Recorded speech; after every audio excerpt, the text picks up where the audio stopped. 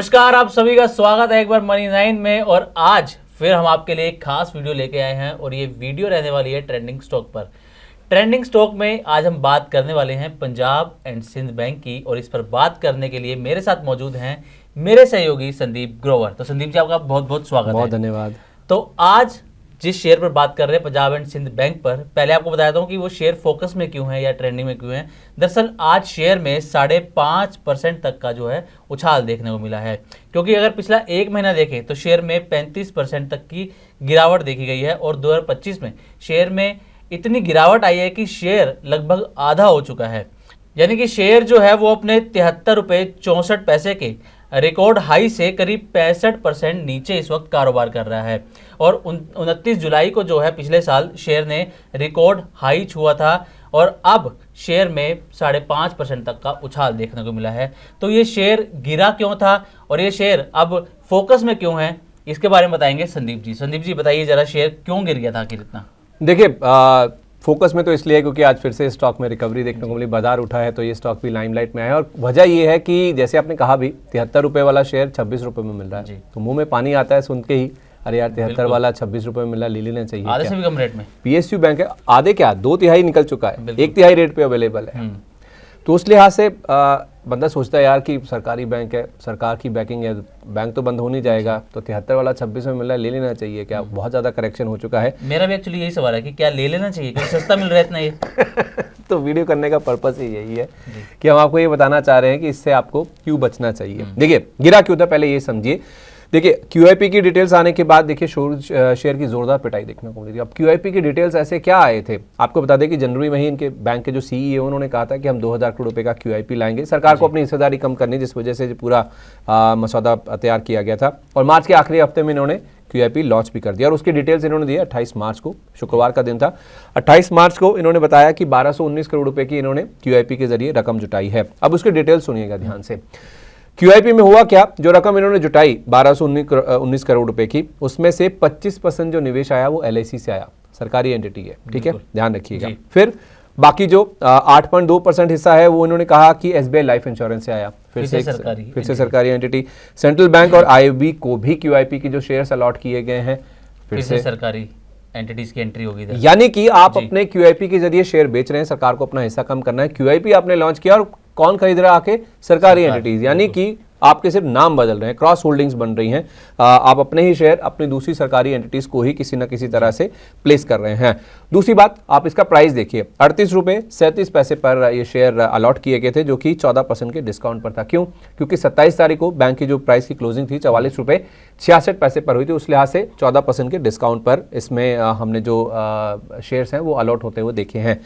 अब 21 मार्च के बाद से ही हमने देखा है कि शेयर में जो वॉल्यूम्स है ना, उसमें एकाएक इजाफा देखने को मिला। मैं आपके सामने थोड़ा ट्रेंड रखना चाह रहा हूं। 1 अप्रैल, 2 अप्रैल, 3, 4, 7 अप्रैल के ये नंबर्स आपके सामने आ रहे हैं।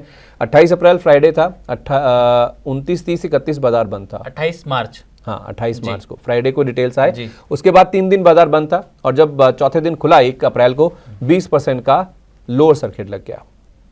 20% का लोअर सर्किट। 2 अप्रैल को 12.5%, 3 अप्रैल को 1.25%, 4 अप्रैल को 7%, 7 अप्रैल को फिर से आप देखें 9% की गिरावट लेकर बंद हुआ। और उसके साथ साथ आपने राइट साइड में अपने कॉलम देखिए, जो वॉल्यूम वाला कॉलम आप देख पा रहे हैं, कितने शेयरों की ट्रेडिंग हुई। 2.25 करोड़ शेयर जिस दिन 20% का सर्किट लगा था उस दिन हुए। 3.25 करोड़ शेयरों के आसपास की 2 अप्रैल को हमने ट्रेडिंग देखी। 2.25 करोड़ शेयर ही आप देखिए 3 अप्रैल को थे। 1.5 करोड़ शेयरों का वॉल्यूम हमने 4 अप्रैल को बनता हुआ देखा और 7 अप्रैल को भी 1.25 करोड़ शेयरों के आसपास की ट्रेडिंग हुई। औसत आप देखेंगे 5 से 6 लाख का है, अमूमन 3, 4, 3.5 लाख, 4 लाख या 7 लाख तक के जो वॉल्यूम्स है वो होते हैं। मान लीजिए 4 से 6 लाख के बीच में एक एवरेज औसत वॉल्यूम्स है जो कि शेयरों में होता था। लेकिन इन 4-5 दिनों में आप देखिए, जब डिटेल्स आई उसके बाद क्या पूरा माहौल बना, जबरदस्त गिरावट हुई और अच्छे खासे वॉल्यूम्स के साथ वॉल्यूम्स एकाएक इसमें स्पाइक होते हुए दिखे हैं। अब इससे समझ क्या आता है कि स्टॉक क्यों गिरा या इतने वॉल्यूम्स कहां से बढ़ते हुए दिखे? किसी के पास तो शेयर होंगे जिसने बेचे होंगे, बिल्कुल। तो अगर आप इनका शेयर होल्डिंग पैटर्न देखेंगे तो उसमें आपको थोड़ा सा अंदाजा लगने की कोशिश होगी कि आखिर किसने बिकवाली करी है। सरकार के पास 98.25% है, लगातार वही है पिछले 4 क्वार्टर से। अगर आप देखेंगे FIs जून में अपना पूरा माल खत्म कर गए थे, जून में उनके पास कोई होल्डिंग नहीं थी। उसके बाद से उन्होंने कभी इस शेयर का रुख नहीं किया। अब रही बात संस्थागत निवेशकों की, जो घरेलू हैं, डीआईएस जिसे हम कहते हैं, उनके पास 0.65% स्टेक था, वो पिछले 4 क्वार्टर से मेंटेन कर रहे हैं। अब हाईली लाइकली है कि शायद उनकी ओर से कुछ एक्शन होता हुआ दिखा, क्योंकि जिस मात्रा में शेयर बेचे गए हैं, या तो इनके पास है या पब्लिक के पास है। पब्लिक के पास 1.11% स्टेक है, हो सकता है इन्होंने भी बेचे हो, लेकिन इस भारी मात्रा में इतने कन्विक्शन के साथ और इतनी बड़ी बिकवाली के बाद भी इंस्टीट्यूशंस के ऑर्डर्स ही होते हैं जो कि इस तरह से प्रोसेस किए जाते हैं। तो शेयर होल्डिंग पैटर्न से तो यही अंदाजा लग रहा है कि शायद संस्थागत निवेशकों की ओर से कुछ ऑफलोडिंग हुई है, जिस तरह के QIP की डिटेल्स आए हैं। अब क्यों हुई है, उसके पीछे कंसर्न क्या है?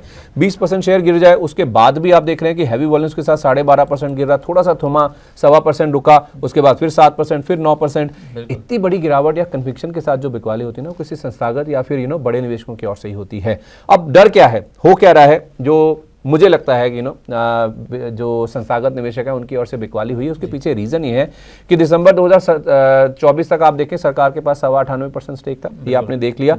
अब QIP के बाद माना जा रहा है कि 3 से 4% शायद सरकार का स्टेक कम हुआ होगा, 95% के आसपास उनकी होल्डिंग आ जाएगी। लेकिन ये इनफ नहीं है। जो MPS के नॉर्म्स है, मिनिमम पब्लिक शेयर होल्डिंग जो होती है, जो प्राइवेट कंपनियों को 25% पे लानी होती है, और सरकार के केस में वो 10%, यानी कि कम से कम 90% तक तो स्टेक अब सरकार को अपना लाना ही है।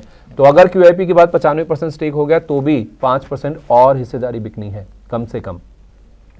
और ये होना है अगस्त 2026 तक, जो कि डेडलाइन है सरकार के पास सेबी की ओर से, जो कि एक्सटेंड करवा के सरकार ने ली है। तो कम से कम अगस्त 2026 तक यहाँ से अगर हम देखें तो 5% के आसपास की और हिस्सेदारी बिकनी। आप कहेंगे 5% कोई बड़ा नंबर नहीं है, अरे 3 से 4% तो बेच नहीं पा रहे थे। LIC को लाए, SBI लाइफ इंश्योरेंस को लाए, आप सेंट्रल बैंक को लाए, IOB को लाए, सरकारी एंटिटी को पकड़ के तो आप अपना माल पहना रहे हैं। तो 5% और कहाँ से बिकेगा? तो जो बड़े निवेशक हैं जो दे कम फॉर अ रीजन, और बड़े रिटर्न्स के लिए आते हैं और अच्छे खासे पेशेंस के साथ आते हैं, टाइम लेकर आते हैं। संस्थागत निवेशकों को कभी कोई जल्दी नहीं होती, उनके रिटर्न भी बड़े चाहिए होते हैं और टाइम भी देने के लिए तैयार होते हैं। शायद उनकी ओर से ऑफलोडिंग हुई है, जिस वजह से हमने देखा है कि शेयर में इतनी बड़ी गिरावट बनती हुई दिखी और इतने हैवी वॉल्यूम्स के साथ सेल ऑफ आया इसमें। जी, तो संदीप जी आपने ये तो बता दिया कि पंजाब एंड सिंध बैंक का शेयर आखिर गिरा क्यों है, इसका शेयर होल्डिंग पैटर्न भी आपने बड़े अच्छे तरीके से समझा दिया। अब एक बड़ा सवाल जो हमारे व्यूअर्स के मन में भी होगा, मेरे मन में भी होगा, कि पंजाब एंड सिंध बैंक के शेयर में अब किया क्या जाए? क्या इसमें खरीदारी की जाए? क्योंकि आपने बताया कि 73 रुपये का जो शेयर है वो 26 रुपये में मिल रहा है, तो क्या इसमें खरीदारी की जाए, या फिर जिनके पास पहले से शेयर हैं वो इसको बेच दें, या भी रखें? क्या किया जाए इसमें? एक्सपर्ट्स क्या कहते हैं? एक्सपर्ट्स तो कह रहे हैं दूर रहें, अवॉइड करें इसको। अच्छा, 73 वाला 26 हुआ है, कोई रीज़न है? जैसे मैंने आपको अभी बातों में बता ही दिया, तो 73 वाला अगर 26 हुआ है तो there is a reason behind it. तो उस रीज़न को आप समझने की कोशिश कीजिए। ये मैं आपको पूरा देखिए नंबर्स के साथ समझाने की कोशिश कर रहा हूँ। आई थिंक ये कुछ इंस्टीट्यूशनल एक्टिविटी हुई है शेयर में, और उसके पीछे का कारण भी मैंने आपको बता दिया, क्या हैंगओवर है, क्या तलवार लटक रही है शेयर को लेकर। तो हमने अंशुल जी से बात करी, Lakshmi Shri investment and securities के हेड ऑफ रिसर्च हैं, वो कह रहे हैं कि शेयर से फिलहाल दूर रहें, कोई ज़रूरत नहीं है। वो तो PSU को पसंद ही नहीं करते, वो कह रहे हैं कि मुझे PSU बैंक चाहिए ही नहीं। अच्छा, अगर आप मेरी कनपट्टी पे बंदूक रखेंगे तो मैं भले ही SBI का नाम ले भी दूं। लेकिन सरकार ने तो पिछले साल मोदी जी ने भी संसद में PSU जो है स्टॉक्स हैं उनको लेके काफी कुछ कहा था, और उसके बाद उसमें निवेश भी काफी बढ़ा था। तो बहुत हुआ था, और इनफैक्ट 2 गुना ये शेयर हो भी गए थे, काफी अच्छे रिटर्न्स बनते हुए दिखे भी थे। लेकिन वो जो एक होड़ मची थी, वो यूफोरिया था, वो पूरी तरह से खत्म हो गया। और उसके पीछे की रीजन भी समझ लीजिए, जहां जहां रिटेल बढ़ गया ना, जहां जहां रिटेल की एंट्री होगी, वहां वहां देखिए शेयरों की चाल बिगड़ गई। इसके कई एग्जांपल हैं, SJVN है, NHPC है, आपके पास इरडा है, जहां पब्लिक ज़्यादा घुस गई, जहां पब्लिक के पास शेयर होल्डिंग बढ़ जाए। देखिए संस्थागत निवेशक जहां पे होंगे ना, वहां पे अपसाइड की गुंजाइश काफ़ी ज़्यादा रहती है। मैं नहीं कहता कि अपसाइड तभी बनेगी जब संस्थागत निवेशक ही होंगे, लेकिन जहां जहां संस्थागत निवेशक होते हैं वहां पे अपसाइड की गुंजाइश काफ़ी ज़्यादा रहती है। उनको ज़्यादा समझ होती है, बड़ी क्वांटिटी में आते हैं, पेशेंस लेकर आते हैं, ज़्यादा रिटर्न के लिए वो आते हैं। तो उस लिहाज से मेरा अंदेशा ऐसा है कि शायद यहाँ पे जो कुछ संस्थागत निवेशक हैं उनका एग्जिट हुआ है, या फिर उन्होंने ऑफलोडिंग की है, जिस वजह से शेयर में इतनी गिरावट हुई, और उसके बाद भी कोई बहुत बड़ा बाइंग इंटरेस्ट नहीं देखने को मिल रहा है। ठीक है, तो चलिए संदीप जी, आपने इस सवाल का भी जवाब दे दिया कि शेयर में अब क्या किया जाए। अच्छा, अब एक आखिरी सवाल जाते जाते व्यूअर्स के नॉलेज के लिए बता दीजिए कि आज का जो शेयर मार्केट है वो कैसा रहा है, क्योंकि कल तो हमने भारी गिरावट देखी थी शेयर मार्केट में, जो ट्रंप साहब ने टैरिफ लगाए हैं। तो आज शेयर बाजार का हाल कैसा रहा है, व्यूअर्स को जरा वो भी थोड़ा सा बता दीजिए। देखिए, आज बाजार में रिकवरी देखने को मिली, और रिकवरी इसलिए क्योंकि 3 दिन से लगातार हम गिर रहे हैं, और अच्छी खासी गिरावट हमने देख भी ली है। और गिरावट भी इतनी हुई कि जो पिछले 2 हफ्ते में हमने रिकवरी देखी थी बाजार में 21,964 से लेकर 23,870 तक की, वो सारी रिकवरी वाइप आउट होगी। क्योंकि कल आपको याद होगा 21,964 4 मार्च का लो था, जी 21,743 का लो हमने कल टच किया। भले ही खुलते ही बन गया था वो, लेकिन जो पूरी रिकवरी हमने देखी थी वो पूरी रिकवरी वाइप आउट होगी। तो उस लिहाज से 3 दिन की जो शॉर्ट पोजीशन थी या फिर जो पूरी घबराहट थी बाजार की, वो आज शॉर्ट कवरिंग के रूप में सामने आती हुई दिखी है। कुछ जैसे जैसे थोड़ा थोड़ा लेवल्स ऊपर आते जाते हैं, जो शॉर्ट वाले होते हैं वो अपने पोजीशन छोड़ते जाते हैं, हल्के हो जाते हैं। तो उसी का इम्पैक्ट हमने देखा है कि बाजार में देखने को मिला है। अभी 9 तारीख बाकी है, तो पिक्चर अभी बाकी है मेरे दोस्त। तो 9 तारीख को क्या होता है,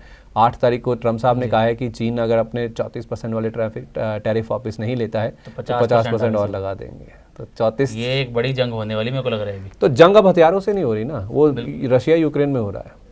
अभी ये जो जंग हो रही है वो ये ट्रेड वॉर हो रही है, ट्रेड वॉर है, बिल्कुल ये इकोनॉमिक वॉर है, ये इकोनॉमिक वॉर है। बिल्कुल बिल एकमैन जो ट्रंप के सहयोगी रहे हैं, जिन्होंने चुनावों में उनका साथ दिया, उन्होंने भी कल ये बोला कि इससे जो है इकोनॉमिक वॉर छिड़ सकती है जल्दी। तो थैंक यू संदीप जी, आपने बहुत अच्छे से शेयर मार्केट के बारे में बता दिया और पंजाब एंड सिंध बैंक की जो सिचुएशन है उसमें क्या किया जाए, क्यों उसमें बिकवाली इतनी आई है, तो इसके बारे में भी आपने बहुत अच्छे से बताया। तो उम्मीद करते हैं कि आपको हमारी ये वीडियो पसंद आई होगी। इसी तरह की और भी वीडियोस के लिए बने रहे मनी के साथ और सब्सक्राइब करें हमारा चैनल। आज के लिए बस इतना ही, नमस्कार।